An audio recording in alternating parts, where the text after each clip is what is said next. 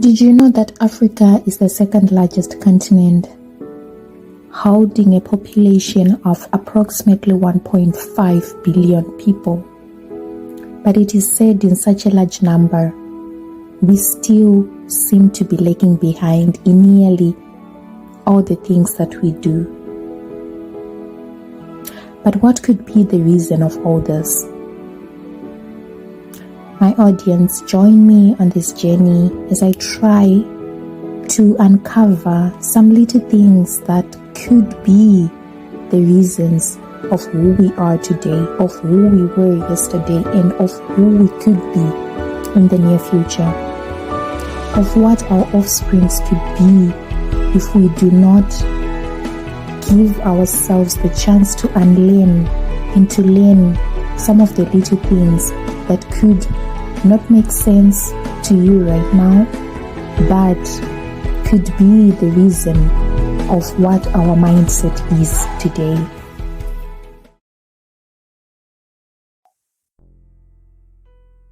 Hello, beautiful people. Welcome back to another episode.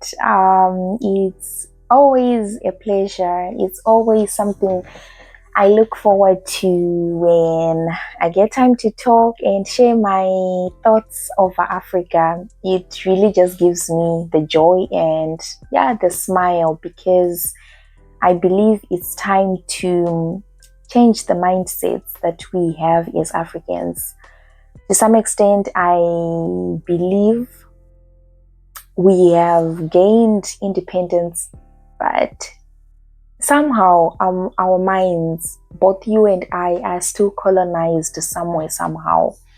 And it's time for us to fight to see the things that are still holding us captive within our minds, so that we are able to make use of what is around us as Africans in our continents and start making the best use of it.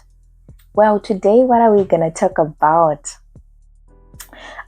Today, I'm going to be actually moving to a second chapter, or a second phase of my mind over what I have been seeing about Africa is after I moved to South Korea. And what I would just want to share with my fellow Africans to change our mindsets for the betterment of our continent, for the betterment of my country, Zimbabwe. Well, today's topic is kinda sensitive. Maybe the way I've structured it, I have named it ungratefulness. Wow. Well, yeah, that's true. I think Africans, we are ungrateful, because to some extent I feel like we have many things that are within our range of environment, but we just do not want to accept what we have, but we want to continuously look for the things that we do not have, so that we are able to satisfy our minds. To some extent, I feel like this is not also our fault alone, but also the fault of colonization, or the fault of the elder people around us, right? But to be honest, till when are we going to cry over our colonizers? Till when are we going to cry over our leaders? Till when are we going to cry over the people who should be giving us encouragement and light over what is readily available around us? The honest answer is, if we do not change now, we are never going to change, right? So I think it's time for us to just accept our current state, to start taking responsibility at an individual level, but not for the selfish reasons, but for the ability of you to see your children, to see the generations to come benefiting from the choices that you have made today, from the ability to see the gold that we do have is Africa, not literally gold. Well, yeah, we do have gold, but in this sense, I mean the resources that we do have available at our reach. Why not start appreciating them? I think if we start appreciating what we have, we are just going to unlock a whole lot of development in Africa. Because I literally feel like it only takes the mind that says, oh, I have this, to move to the next level. But the moment you just sit on something and you do not appreciate it, the moment you just look at a rock and think, oh, this is just a rock, definitely you will see a rock for the rest of your life. But if you take that rock and start making stone cavings, you literally move from one place to the next level, right? Those stone cavings will take you to the next level, they will take you to the next level, and just make you be the person that you would have been if you had found out something else, right? But as you can see, it's the mindset. So I think for a long time now, Africans have been ungrateful, because as I look now, Africa will just have the same things that would make another country like successful. The successful countries we are running to, they also started from where we are. I think it's time for us to be able to take matters into our own hands at an individual level, to be intentional that I personally want to grow. I should stop waiting on government. I should stop waiting on what do you call this, on the leaders. I should stop waiting for someone else to pull me out of the poverty I am in so that I'm able to go to the next level.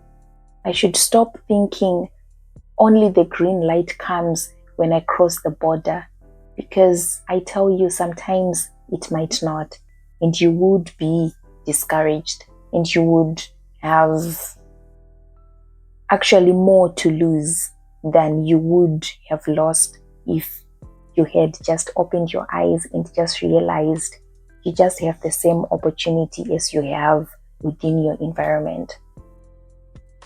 Africa, we have learned. I think I'll continuously stress over this as I go through this journey with you, because I kind of feel like there's no any other treasure that could surpass land. As we all know, land appreciates value as time goes by, right? We have learned to ourselves, like to our reach, and through land, that's where many things are built from. It could be the shopping malls, it could be the food that we eat, it could be the animals that we eat, like the meat and all that. Everything, if you look at it, it is all connected to the land. Yet we do have it. We also do have natural resources to this land. Although on this one, I think it will forever be a controversial issue unless our leaders start making intentionalities over making us benefit from our resources, right? But today I'm talking about you as an individual. What can you do to benefit from the resource that Africa has readily available?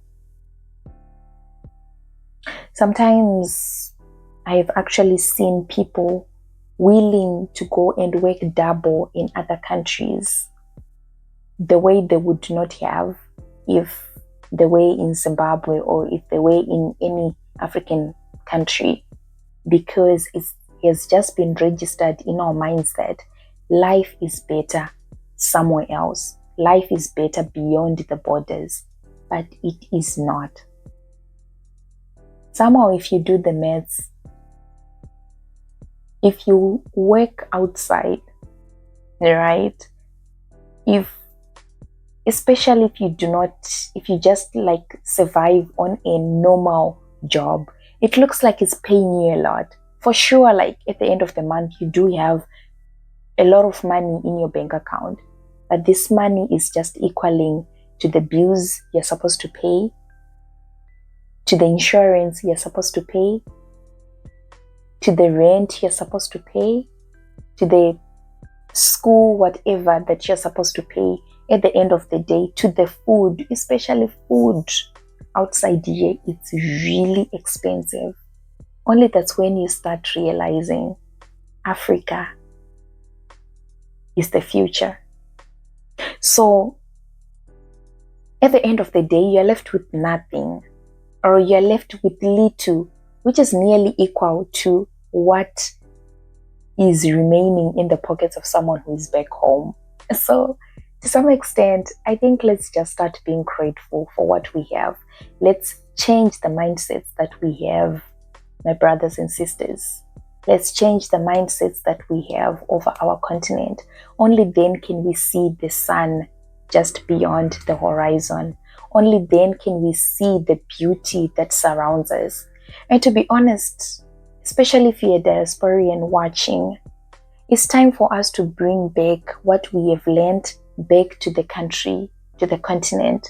Why? Because there are plenty opportunities in Africa for us to explore. I think that's one of the most beautiful things about going to Africa, about going to Zimbabwe, because we still have room for development. So you can do it, motherland. You can do it, Africa. You can do it, Zimbabwe. One day at a time. It just takes as much strength as you would need if you go outside the borders, as you just need for you to just be the best you can in the place that you are right now. It's all up to us, not to the government. It's all up to you, not to the president. You as an individual, I believe we can make a difference. So yeah, I think let's just cheer up. Let's put a smile on our face and try to see what we can do from here. Family, please don't forget to subscribe, to like, and to share. Till we meet again, goodbye. But my goal with this channel is to just share the things I have been able to open my eyes to start to believe and to appreciate about Africa that actually I really didn't believe or see when I was still like in Zimbabwe. But someone might say,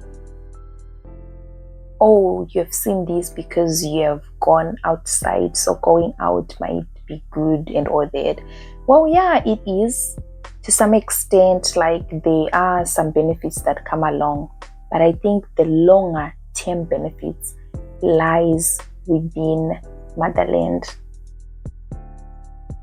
So yeah, please join along on this journey of discovering what we as Africans should do, what we should change, so that we see Africa come to life someday, so that we see Africa being the best place where our future generations are able to enjoy the continent without thinking of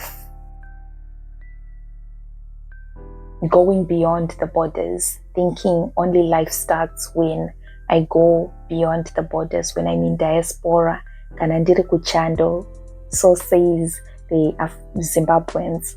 But life begins when you're home. Many things like,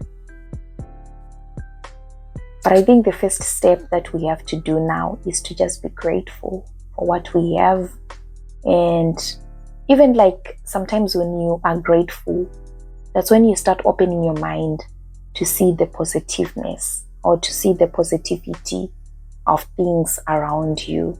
So yeah, let's stay positive, Africans. Let's stay positive, Zimbabweans. Let's stay positive, especially the youth. It's you and I who are able to change the continent that lies in our hands, that the future lies in our hands. Till we meet again, a goodbye.